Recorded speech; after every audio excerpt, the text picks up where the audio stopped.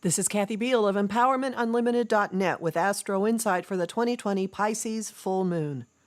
The full moon takes place on September 1st at 10:21 p.m. Pacific Daylight Time and on September 2nd at 1:21 a.m. Eastern Daylight Time, 5:21 a.m. Greenwich Mean Time, at 10 degrees Virgo, 12 minutes, 10 degrees Pisces, 12 minutes. How's your emotional experience these days? You sure it's really yours? You could be soaking up anyone's and everyone's under the Pisces full moon. Are you floating? Feeling adrift? Lost at sea? Shipwrecked? On the brink of going under? All of the above? You can thank the Pisces full moon for that as well. Emotions are rising and cresting now, as they do under any full moon. This one has an uncommon and paradoxical character, though. It simultaneously dissolves boundaries and creates distance. It washes us into a vast, gentle sea and zaps it with lightning. It confuses and dazes and delivers awe. The Pisces full moon is providing time and space to experience emotions rising and falling like the tides. There's a lot to observe. Think of the activity and your reactions to it since the Leo new moon 2 weeks ago. And it may feel like a lifetime since the Pisces new moon 6 months ago. Have you had time to breathe, much less process? Take that time now.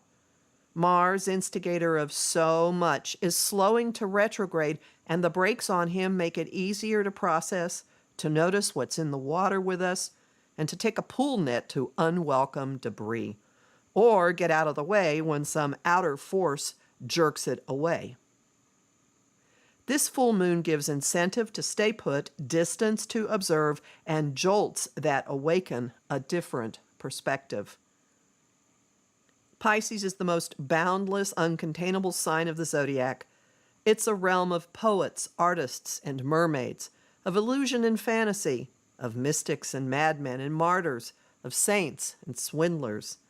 It doesn't answer to boring old bill-paying reality, but surrounds and buffers it with the interconnectedness of all existence.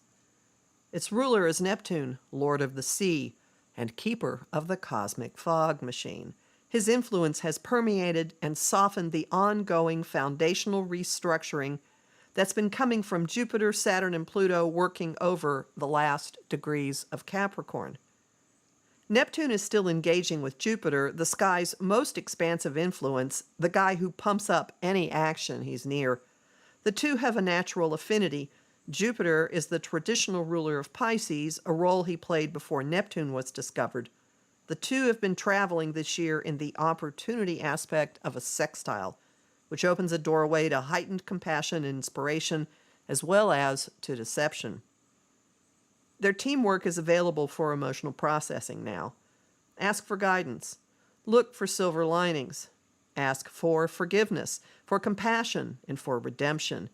If nothing else, use it to reach some personal resolution.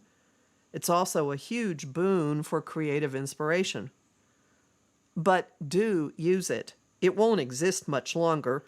This doorway begins to close in October. When it shuts by December, it will not open again in our lifetimes.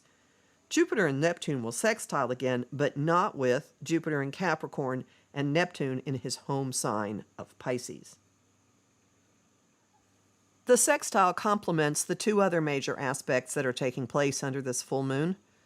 The moon is herself in an exact opportunity aspect with Uranus, agent of unpredictable, volatile change, in the decidedly earthbound sign of Taurus. He is the source of the lightning zapping the sea of existence.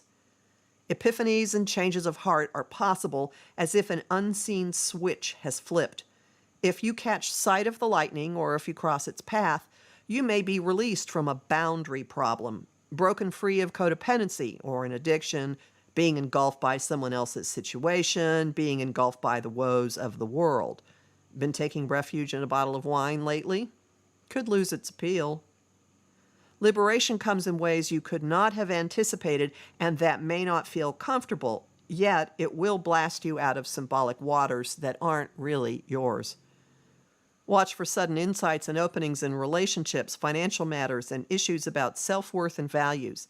Their ruler, Venus, is exactly opposing stern Saturn, ruler of structure, responsibility, commitment, accountability, basically the influence that requires behaving like mature adults and imposes consequences when we don't.